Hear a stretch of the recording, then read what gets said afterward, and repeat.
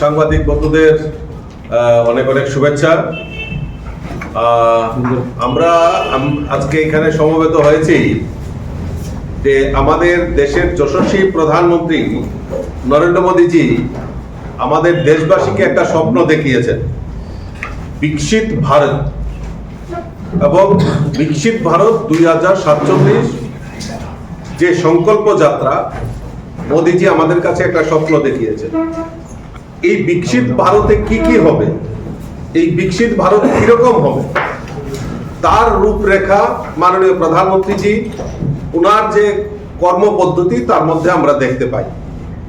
আমাদের এই ত্রিপুরা রাজ্যেও যে বিকশিত ভারত, তার সঙ্গে তার পাশাপাশি বিকশিত ত্রিপুরা, এই ত্রিপুরাও আমরা কিরকম ভাবে দেখতে চাই। আমাদের রাজ্যের মাননীয় মুখ্যমন্ত্রী প্রফেসর ডক্টর মানিক সাহা জির ওনার কর্মপদ্ধতির মাধ্যমে সেটা উনি প্রতিস্থাপন করেছেন এবং বিভিন্ন সময় আমরা তার প্রতিফলন দেখতে পাই। মোদীজি আমাদের কাছে যে স্বপ্নটা দেখিয়েছেন সেটাকে বাস্তব রূপ দেওয়ার জন্য আমাদের দেশের যশস্বী প্রধানমন্ত্রী নরেন্দ্র মোদীজি যে কাজ করছেন, গত বাজেট যে সেশন আমরা যদি দেখি, বাজেট যেখানে পেশ করা হয়েছে তাতে আমরা দেখতে পাই ভারতবর্ষ আমাদের চতুর্থ ইকোনমি কান্ট্রি, চতুর্থ স্থানে আমাদের এসে গেছে। মোদীজির সংকল্প হলো আমরা থার্ড ইকোনমি কান্ট্রি আমরা হতে চাই। সেই লক্ষ্যমাত্রা রেখে আমাদের মোদীজি আমাদের সেই দিশাকে সামনে রেখে কাজ করে চলছেন। ঠিক অনুরূপভাবে আমাদের এই ত্রিপুরা রাজ্যেও বিকশিত ত্রিপুরা এটাকে সামনে রেখে আমাদের সরকার সেই দিশাতে কাজ করে চলছেন। তো কাজেই এই যে ত্রিপুরা বিকশিত ভারতে সমস্ত প্রদেশকে ডেভেলপমেন্টের মাধ্যমে, বিশেষ করে আমাদের উত্তর পূর্বাঞ্চলকে ডেভেলপ করা, ইস্ট নর্থ ইস্ট, সেই জায়গাতে আমাদের প্রধানমন্ত্রী আমাদেরকে উত্তর পূর্বাঞ্চলকে ঢেলে সাজানোর জন্য কাজ করছেন। তৎসঙ্গে ত্রিপুরাও ব্যতিক্রমী নয়। এই ত্রিপুরাতেও বিভিন্ন পরিকল্পনার মাধ্যমে আমাদের রাজ্যকে ত্রিপুরা মানে ভারতবর্ষের মধ্যে কিভাবে আরো বেশিভাবে পরিচিত করা যায় তার ব্যবস্থা করছেন। তাই আমাদের দেশের প্রধানমন্ত্রী কি কি কাজ করছেন, সেন্ট্রাল গভর্নমেন্ট কি কি কাজ করছেন, স্টেট গভর্নমেন্ট এই বিকশিত ভারতের কি কি কাজ করছেন তার একটা প্রদর্শনী আমরা আগরতলাতে আগামী 26, 27, 28 এই 3 দিন আমরা আগরতলা যে চিলড্রেন্স পার্ক রয়েছে, মেলা প্রাঙ্গণ, সেখানে আমরা এই 3 দিন একটা মানে আমরা এক্সিবিশন আমরা শুরু করতে চলছি। আমাদের মাননীয় মুখ্যমন্ত্রী 26 তারিখ বিকাল 4 ঘটিকায় তার উনার হাত ধরে সেটা শুভ উদ্বোধন হবে।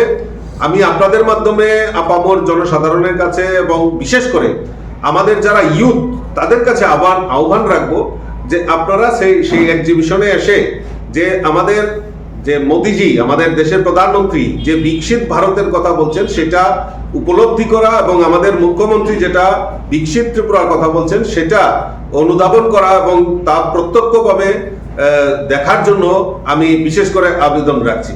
এখানে আমরা এই যে প্রদর্শনী হবে সেখানে আমাদের DRDO অর্থাৎ প্রতিরক্ষা গবেষণা উন্নয়ন সংস্থা, যেটা আজকাল মানে আজকের যুগে আমরা জানি যে আমাদের যখন অপারেশন সিন্দুর সংগঠিত হয় সেখানে আমাদের ড্রোন দিয়ে সেই যুদ্ধকে পরিচালনা করা হয়, ড্রোন টেকনোলজি। তো এই যে DRDO এটা প্রতিরক্ষার যে গবেষণা কেন্দ্র, উনারাও এই আগরতলাতে আসছেন এই প্রদর্শনীতে। উনারা আগামী ফিউচার কি প্ল্যান রয়েছে, উনারা কিভাবে এটাকে আরো ডেভেলপ করছে, তো সেইখানে প্রদর্শিত হবে। আমাদের ইসরো, যেখানে আমাদের ভারতীয় মহাকাশ গবেষণা সংস্থা, উনারাও আমাদের এই প্রদর্শনীতে উনারা অংশগ্রহণ করতে উনারা প্রদর্শনী স্টল লাগাবে সেখানে, এবং ইসরো কিভাবে কাজ করছে সেই টেকনোলজি সেই সম্পর্কে আমাদের এখানে উনারা উপস্থিত থাকবেন।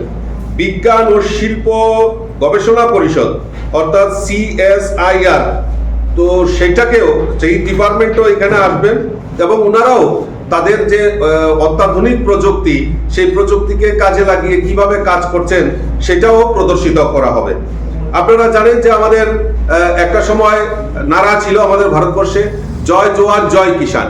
মোদীজি বলছেন জয় জওয়ান জয় কিষান, জয় বিজ্ঞান আর জয় অনুসন্ধান, অর্থাৎ লেটেস্ট টেকনোলজিকে ব্যবহার করে আমাদের কৃষকদের আয় দ্বিগুণ করার লক্ষ্যে কিভাবে কাজ করছেন, সেখানে ICAR যে আমাদের এগ্রিকালচার রিসার্চ সেন্টার রয়েছে, ওনারাও সেখানে প্রদর্শনী লাগাবেন। সেটাও এখানে আমাদের ওই চিলড্রেন্স পার্কে যেখানে প্রদর্শনী হবে, সেখানে ওনারা স্টল লাগাবেন।